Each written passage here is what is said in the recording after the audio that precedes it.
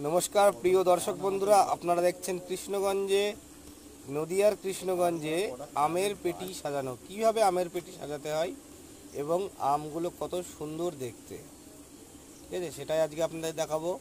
কিভাবে শুরু হয় এবং কিভাবে আম সাজানো হয়। আম গাছ থেকে ভেঙে কাঁচা আম এটি পেটি করা হচ্ছে কৃষ্ণগঞ্জ, নদিয়ার কৃষ্ণগঞ্জে, এবং পেটি করার পরে এগুলো চলে যাবে বাইরে।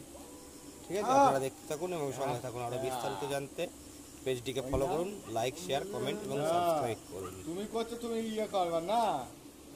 হ্যাঁ, তাহলে ও কি বলবে? হ্যাঁ, ও বলে মরবে।